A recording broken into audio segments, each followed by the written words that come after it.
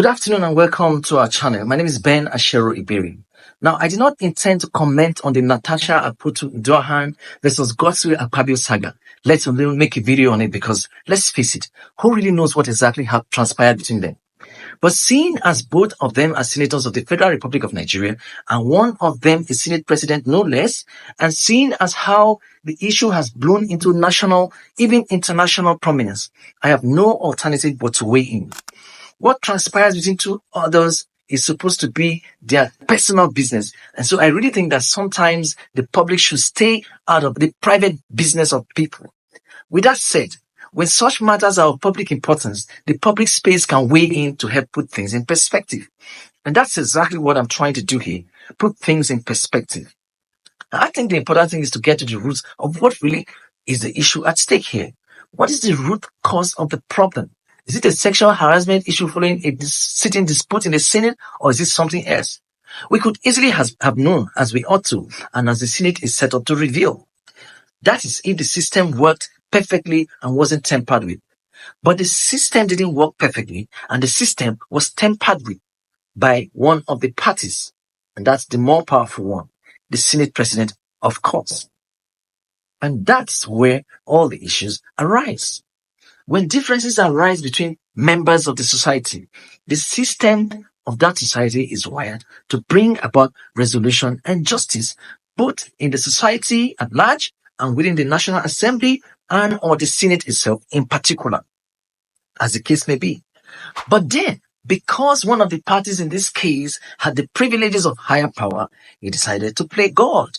And that high-handedness, therefore, justifies the public opprobrium the matter is attracting that has brought into the attention of even people like me to weigh in a video.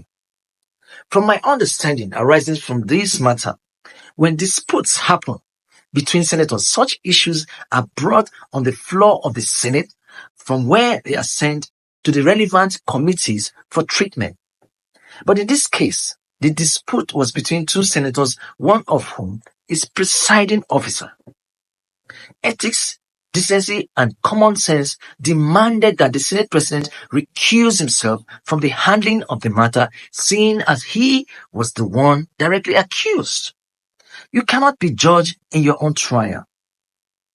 That was the only way for justice not only to prevail, but for justice to be seen to have prevailed. But the Senate President did not recuse himself. And that, to me, was the stage set for uproar. An uproar we got and are still getting.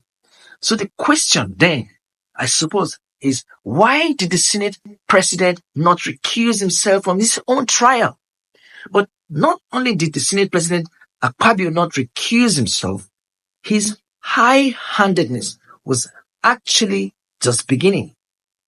Indeed, from here on out, and with the Senate President presiding, it was a shenanigan galore. Next thing, the matter was sent to the Ethics Committee. Realizing that the system is rigged against her by the fact of the Senate President not recusing himself, Senator Akpotu-Udiaghan went to court to get an injunction to stop the Senate Ethics Committee from sitting on the matter with the prevailing setup. But the Senate Ethics Committee disobeyed the court order and proceeded to deliberate on the matter in Nathasha Akpotu-Udiaghan's absence and in spite of the court injunction.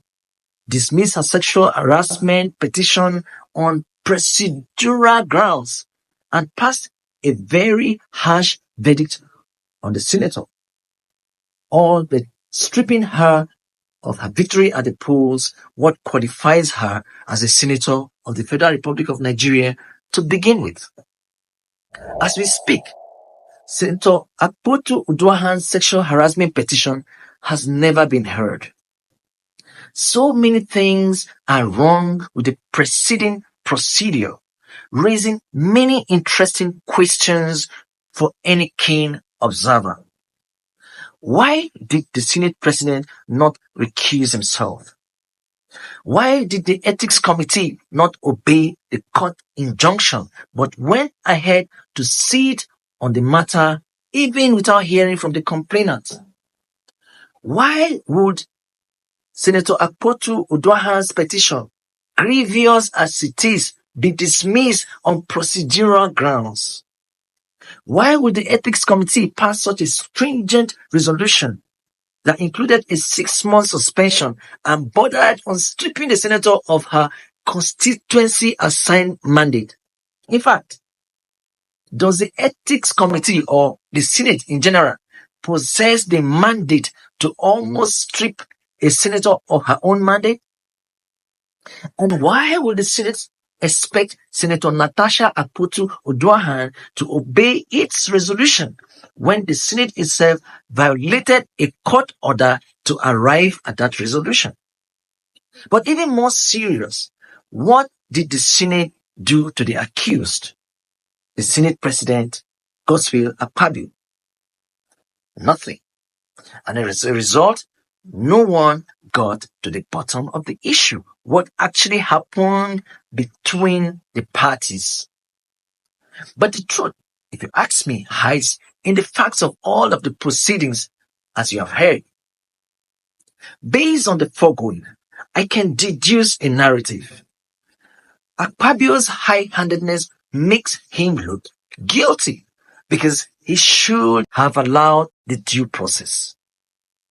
And while this assertion may not be conclusive, Senate President Godswill Akpabio brings it on himself with his impunity, high-handedness, and kangaroo court processing. And so, he desires the public plumbing he is getting.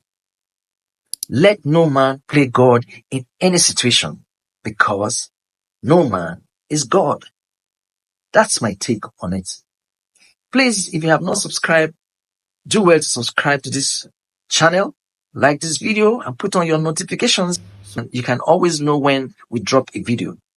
Like I always say, we do these videos so we can enlighten the public for critical decision making to help democracy, because democracy does not thrive in ignorance. In the next election, with what you have heard now, you will be more informed and properly armed to take a decision. That is why we have this channel. Please come back here again and again to refresh yourself and get new information about what's happening around you. Because sometimes we just read the headlines and we don't get the details. And the truth, the facts, and everything else is in the details. Like they say, the devil is in the details. Thank you and have a wonderful time.